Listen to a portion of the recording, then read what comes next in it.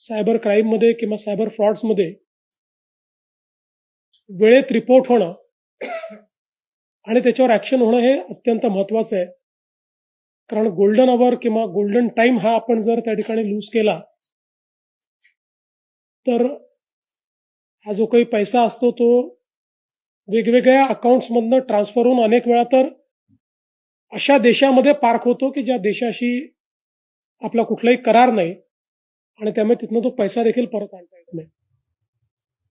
आणि म्हणून याच्यामध्ये सगळ्यात महत्त्वाचं जर काही असेल तर तो अवेअरनेस आहे. कारण लोकांच्या अज्ञानाचा फायदा हा सर्वात जास्त यात घेतला जातो. हे सगळे फ्रॉड जे आहेत ते अज्ञानाच्या माध्यमातून केले जातात.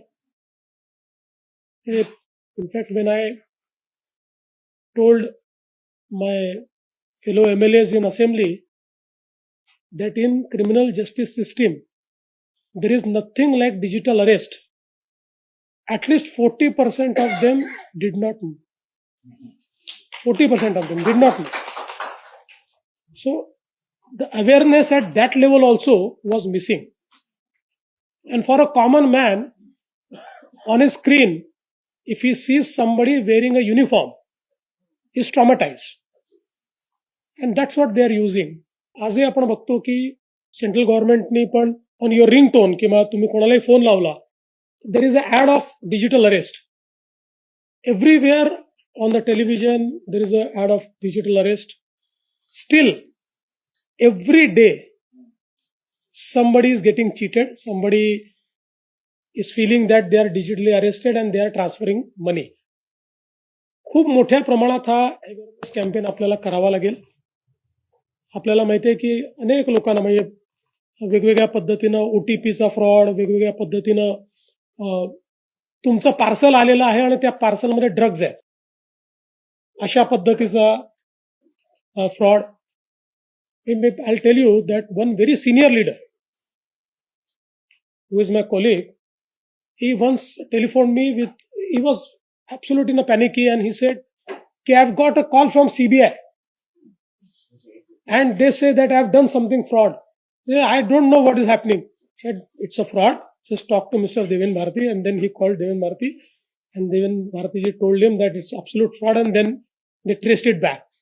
So just look at या लेवलच्या लोकांनाही जर ते फ्रॉडमध्ये अडकवू शकतात तर जो कॉमन मॅन आहे म्हणजे पु ल देशपांडे नेहमी असं म्हणायचे की सामान्य माणूस कसा असतो तर तो पोस्टमन आला तर त्याचाही जो खाकी ड्रेस आहे तो पाहून चळाचळा कापतो. So is scared of a postman also common man. आणि त्याला जर अशा पद्धतीनं पोलीस आणि कधी पांढरे कपडे, कधी पोलिसांचे कपडे, कधी CBI, कधी जज अशा पद्धतीनं आणि मोस्ट ऑफ देम घाबरल्यामुळे ते कधी कोणाला सांगत नाही. आणि म्हणून याच्यामध्ये एकच उपाय आहे तो म्हणजे याला प्रिव्हेंट करणं. आणि प्रिव्हेंट करायचं असेल तर खूप मोठ्या प्रमाणात जाणीव जागृती करणं हे महत्वाचं आहे. म्हणून मी सगळे जे अतिशय प्रथितयश असे आमचे कलावंत या ठिकाणी आलेले आहेत त्यांचे मनापासून आभार मानतो की आपण सर्वांनी या मिशनमध्ये, या अवेअरनेस कॅम्पेनमध्ये आपली सहभागिता दिली. कारण यू आर द कम्युनिकेटर्स.